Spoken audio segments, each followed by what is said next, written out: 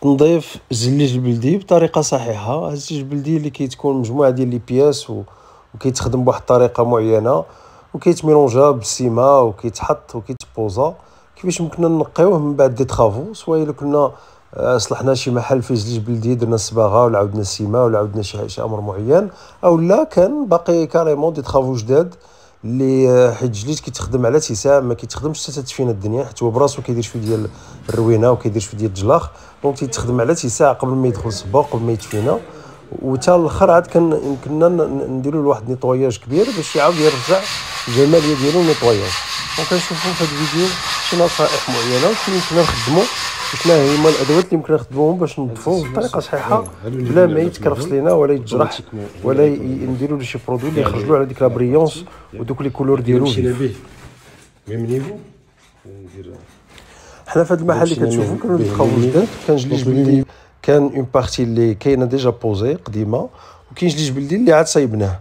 وهذا التكلفه ديالو اللي كتكون شويه مرتفعه، يمكن لها تبدا من 800 درهم حتى ل 3500 درهم المتر كاري على حسب الزواقه وعلى حسب الالوان والشكل اللي فيه.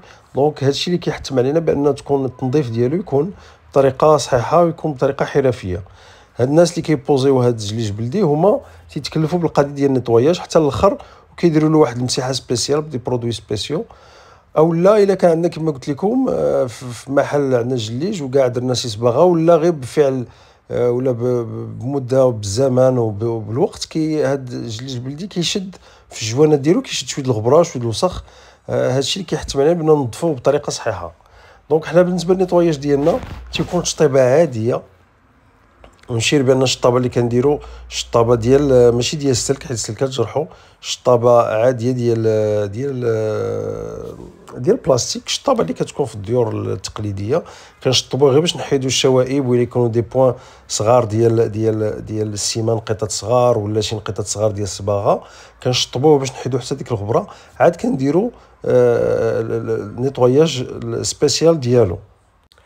ما بين المواد اللي يمكن نخدموهم هو دابا حنا كما شرت لكم بان هذا محل جديد وكاين الشوائب ديال السيما لاصقين بزاف، الشوائب السيما، الشوائب ديال القبص فاش كنا تنخدموا، حيت كما قلت لكم الجليج بلدي كيتخدم على اتساع، وعاد ديك الساعه كنفينيو عليه بحال هاد لي بوند اللي كنخدموا فوق منه، دونك هو تيتخدم. دونك كان شاد لينا بزاف ديال القابص وبزاف ديال السيما. هو كيصبر، ماشي بالضروره بان الانسان يبروتيجيه، كاين اللي كيدير له القبص كيشد القبص وكيبدا يملصو تيغطيه كامل، عاد ديك الساعه تيبدا يخدم. من بعد القبص كيخوي عليه غير الماء، داك القبص كيتنفخ، حتى هذه طريقه كدار. من بعد كنخوي غير الماء على داك القبص تيبات الصباح